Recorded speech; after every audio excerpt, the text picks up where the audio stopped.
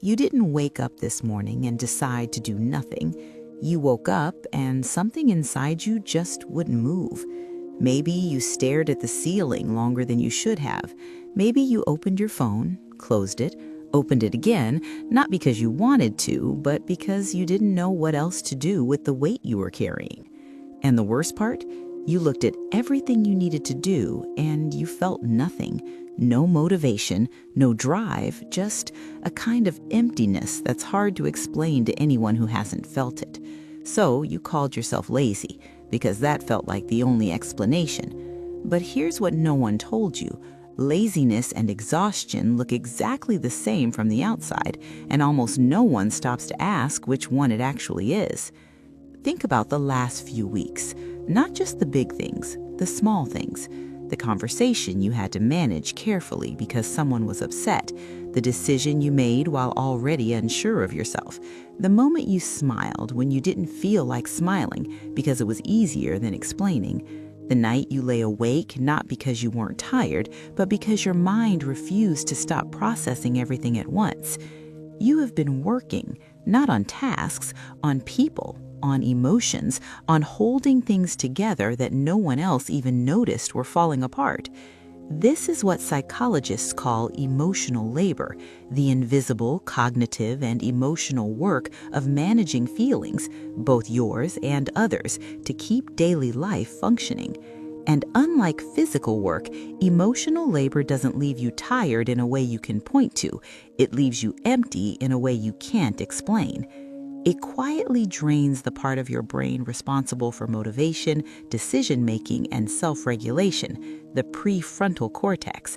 And when that part is depleted, your brain doesn't wave a white flag. It just goes quiet. It stops generating energy for things that feel optional. And suddenly, everything feels optional. Here's the part most people never reach. The reason this happens isn't weakness, it's actually the opposite.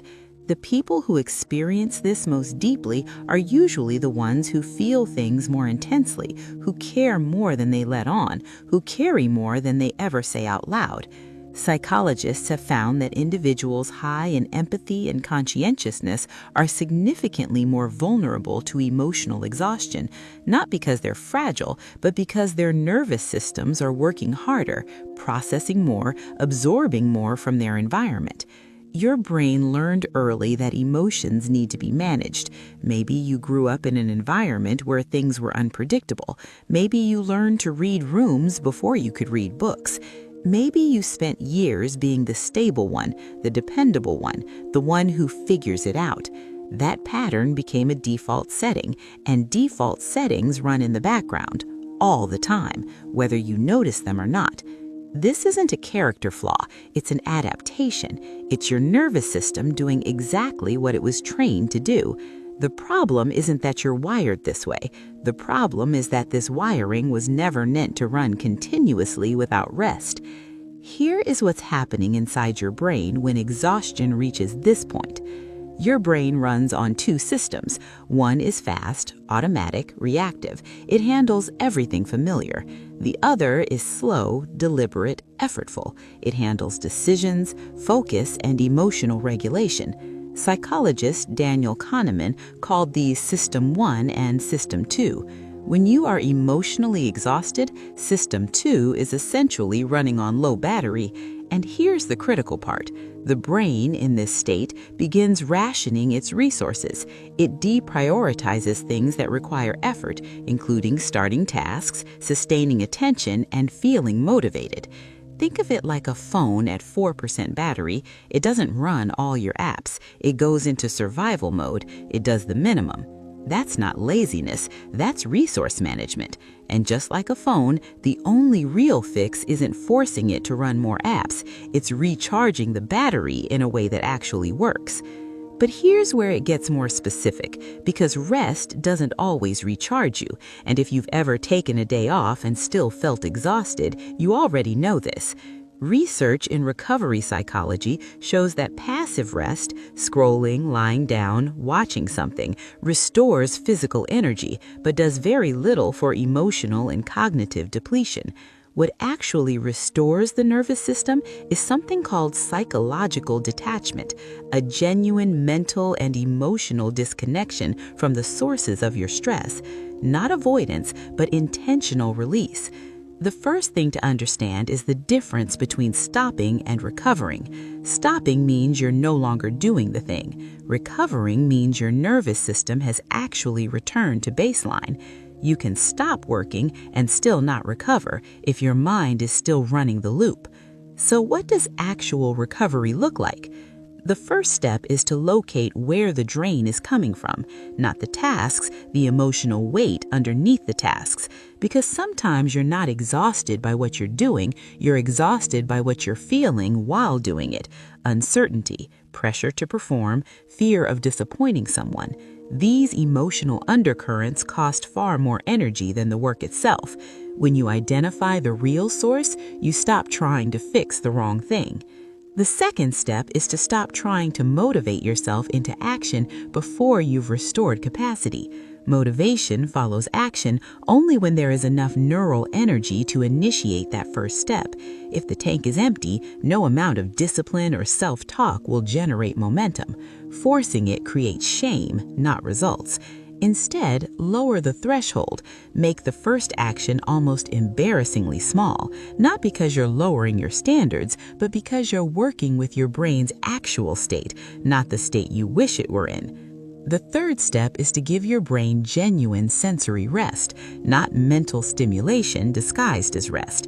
This means time without input, no background noise, no content, no information. Even 10 minutes of true quiet where nothing is demanding your attention begins to lower cortisol and allow the prefrontal cortex to reset. It sounds simple. It is, and most people almost never do it. The fourth step is to stop narrating yourself as someone who is failing. The brain does not distinguish between a story about you and the reality of you. It responds to both equally. When you repeat the story that you are lazy, broken, falling behind, your brain begins allocating resources accordingly. It reduces effort toward goals that feel hopeless. Reframing isn't toxic positivity, it's neurological accuracy. You are not lazy, you are a system in need of restoration. Those are fundamentally different operating conditions. And the fifth step, perhaps the hardest, is to allow yourself to need recovery without justifying it.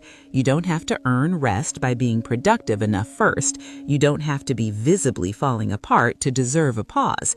The nervous system doesn't negotiate. It simply depletes, and then it stops cooperating. Here is the single mental model to hold on to when everything feels too heavy. You are not a machine that can keep producing indefinitely. You are an organism with a nervous system that requires input, processing, and recovery in cycles. Every high-performing biological system, from cells to ecosystems, operates in rhythms of exertion and restoration. The belief that you should be constantly productive is not a standard, it's a distortion, and it is costing you more than you realize.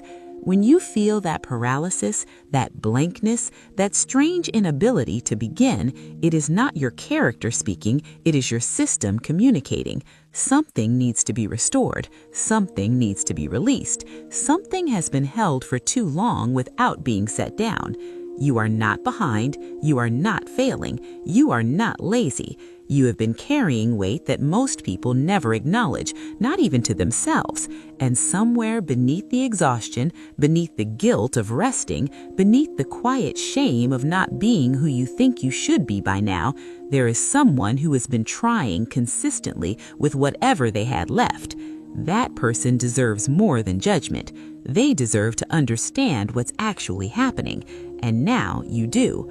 The question isn't whether you can push through. You already know you can. The real question is, what would it feel like to finally stop pushing just long enough to come back whole?